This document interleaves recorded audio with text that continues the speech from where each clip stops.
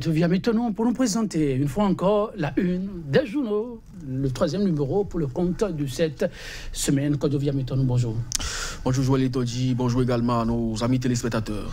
Comment se présente l'actualité ce mercredi? Elle se consacre beaucoup plus à la fronde sociale dans le système éducatif. La motion de grève qui serait levée par l'intersyndicale au niveau de maternelle et primaire, qui aurait donc amené à la reprise fiction des cours dans les écoles. Le journal La Dynamisme Info en a fait le constat. Il y a beaucoup de canards qui sont effectivement revenus également sur le congrès annoncé au stade de l'amitié Mathieu Kérékou, qui serait en passe d'être reporté, le congrès de ASG. Donc c'est autant de sujets que nous allons aborder au cours de cette revue. Et nous démarrons avec Parti Express. Non, pas Dynamisme Info. Malheureusement, Thieu Express n'a pas fait, donc n'êtes pas au rendez-vous ce matin. Donc on démarre par Dynamisme Info qui met donc en grand titre suspension de la motion de grève de l'IMP, reprise fiction des cours à la maternelle et au primaire. Le ministre Salimane Karimou chassé et hué à Porto Novo, publication des salaires des membres du gouvernement. Les inquiétudes du peuple qui doivent amener Talon A à céder à la demande des plus 16 000 francs CFA de prime annuelle d'habillement. Et pourtant, le ministre Maouno Kakpo a demandé aux enseignants de saper. La dépêche, naissance d'un nouveau parti de l'opposition le 24 mars. Talon A de la compagnie La Rupture, allergique à la contradiction. Une manœuvre cousue de fil blanc. Décision DCC 18-15 du 15 mars 2018, le président, les députés ainsi que la commission des lois de l'Assemblée nationale ont violé la Constitution. La nouvelle tribune, décision DCC 18-075 du 15 mars 2018, la Cour condamne Adrien Humbedi pour violation de la Constitution et puis mauvaise gestion des ressources et des finances à Zanyanado. Le maire Symphorien Misek Bétier, plus fort que la loi ou protégé par la rupture. L'Afrique en marche, violation de la décision DCC 17-262 relative au COS Lépi. La Cour épingle Humbedi, la commission des lois et des députés présents le 21 décembre 2017, indexé, excepté Noureni Achadé. Et puis, tentative de blocage du congrès du parti de président du patronat. Adjavon, un homme averti avec d'autres cordes. À son acte, le ministre Omeki joue ici sa carrière politique. Seul le limogeage du DG OGSB serait donc la bienvenue. Et puis, incident à Porto Novo.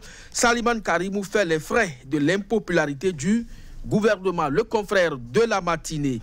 Interdiction du congrès constitutif d'une grande formation politique de l'opposition. Le parti politique de Sébastien Ajavon, la hantise de Talon, c'est une interrogation. Mouvement de débrayage dans l'enseignement maternel et primaire. La grève perdure malgré la levée de la motion de l'IMP. Puis nouvelle émission de bons de trésor sur Humo à titre. Bien, le Bénin à la recherche de 20 milliards de francs CFA en urgence. La caisse du contribuable aussi sèche, donc s'interroge le quotidien. Le nouvel observateur, tractation d'une interdiction de la tenue du congrès constitutif du parti Adjavon. Les combines du pouvoir Talon désormais étalées au grand jour. Front social au Bénin, le front des ordres de l'enseignement toujours au front. Et puis émission en urgence d'un bon de trésor de 20 milliards de francs CFA sur Humoa à titre. Le gouvernement Talon serait-il vraiment en difficulté financière? Matin libre, non. Désignation des députés devant siéger au COS Lépi. Le Parlement viole une deuxième fois les tests. Voici donc la nouvelle décision de la Cour. Crise post-loi sur le retrait du droit de grève. Le BMP abandonne Talon à Biola pour la reprise des cours dans la négociation relation Bénin-Nigeria. L'option de la rupture, le handicap et puis enseignement. Suspension annoncée de la grève par certains syndicats. Le désaveu se multiplient. Point. Média pour terminer, en tournée à Porto Novo pour constater la reprise des cours. Le ministre Salimane conspué par les populations. La preuve que la corde est raide et risque de se casser. Retrait de l'autorisation de manifestation à Sébastien Ajavon. Acharnement non limite contre un bienfaiteur du peuple, non-installation du COSLEPI, la cour accable Humbedi et les députés du BMP. Et puis, tentative de déstabilisation des grévistes, levée de boucliers contre les syndicats traîtres. Merci Kodovi. Qu'est-ce qui se passe ce matin?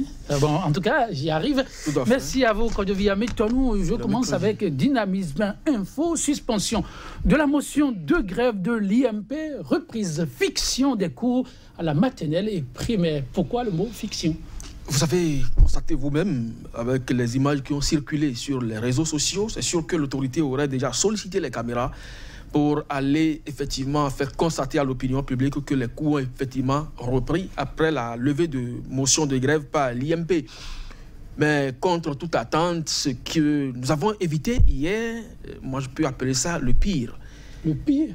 Parce qu'en Assemblée générale, vous avez vu le ministre qui a tenté de raisonner des syndicalistes dans la cour d'un établissement, et c'est sur les huées des populations qu'il s'est replié. Mais quand la voiture ministérielle devrait franchir les portes de l'école pour donc engager dans la rue, vous avez vu tout ce qui a suivi. Moi, je ne vais pas rapporter forcément les images ici, mais c'est quand même déplorable. Et là, les autorités devraient donc prendre la mesure de la situation. C'est plus que ce que les caméras nous rapportent au quotidien. Ce qui se passe sur le terrain est suffisamment grave. Et là, hier, je ne sais pas si c'est forcément les enseignants qui s'en sont pris à la voiture de l'autorité. Parce que pour ce que moi j'ai constaté et pour ce que beaucoup ont vu également, il y a effectivement que des populations, des badauds qui n'ont rien à voir avec l'éducation, en tout cas ne sont pas des acteurs du système éducatif, mais peut-être des parents ou des frères, je ne sais pas, leur mobile, mais qui s'en sont pris à la voiture du ministre. Alors, si cela devrait faire école ailleurs, je ne sais pas ce que le lendemain nous réserve, et il urge maintenant que les autorités prennent donc la mesure de la situation et les mesures idoines pour régler une fois pour toutes cette crise. Les inquiétudes que vous évoquez, oui, d'autres confrères l'ont évoqué, mais le problème serait-ce au niveau du système éducatif ou un problème d'ordre sociétal? Vous savez, lorsque vous poussez quelqu'un dans son dernier retranchement, même fut-il le plus faible de la société, il finira donc par vous démontrer de quoi il est capable, ne serait-ce que dans ces étapes d'agonie. Alors, lorsque la fronde sociale est là, palpable. Les enseignants sont sous la menace des défalcations du mois de mars. Des parents d'élèves qui sont en attente de connaître le sort réservé au système éducatif cette année en cours. Et que des autorités entretiennent le flou. Lorsque le ministre va sur le terrain avec des caméras, c'est pour montrer à la face du monde certaines classes où, entre-temps, on aurait déjà, avec la complicité de certaines autorités également, mettre quelques élèves et dire qu'effectivement, les cours ont repris. Les gens n'entendent pas cela de cette oreille. Vous avez entendu, il y a des communiqués qui ont fusé de partout pour dire la motion de grève en cours n'est pas, en tout cas, déclenchée par les responsables de l'IMP qui ont tenté de la lever. Par conséquent, la base n'est pas consultée, donc le mouvement perdure. Et mieux, au lieu de 96 heures, nous passons à 120 heures. C'est ce que la base est en train de dire. Alors, cela vous inspire une certaine confiance, vous accordez de crédit à la parole de l'autorité lorsqu'on dit que la motion est levée à partir de cet instant, lorsqu'on sait que l'école est morte, lorsqu'on voit les enfants déambuler dans la rue. Moi, je pense que personne ne gagnerait à entretenir le flou autour de la question. Les enfants sont à la maison, les enseignants sont toujours sur le pied de guerre. Il faut ramener la balle à terre pour calmer les uns les autres, pour que les vrais acteurs de l'éducation se retrouvent dans leur lieu de travail, pour que davantage l'école se porte mieux. Oui, ramener la balle à terre comme pour emboucher la même trompette que Dynamisme Info qui s'écrit 16 000 francs de francs CFA de prime annuelle d'habillement. Et pourtant, le ministre Marion Capot a demandé aux enseignants de saper. Pourquoi ce titre? Non, mais il y a un minimum qu'il faut demander à celui qui dispense l'enseignement, parce que nous sommes dans un système où il faut forcément, au niveau administratif, donner une certaine allure à son habillement. Donc l'enseignant ne peut pas de façon débraillée se retrouver donc devant les apprenants, parce qu'on le copie aussi. Donc si le ministre prend donc cette note et demande aux enseignants de bien se comporter, au moins sur le plan vestimentaire, c'est quand même bien. Maintenant, le montant que le journal, dans son titre là, estime dérisoire, c'est vrai. Lorsque vous prenez un habillement décent, ce n'est pas 16 000 francs. Et maintenant, si cela doit s'étendre sur une année scolaire, 9 mois, alors que tous les jours, l'enseignant doit quand même changer de tenue. Je ne crois pas que 16 000 francs au plan annuel puissent permettre cela. Donc, ça fait partie des griefs que les centrales syndicales, en tout cas les grévistes aujourd'hui, portent à l'encontre de l'État central.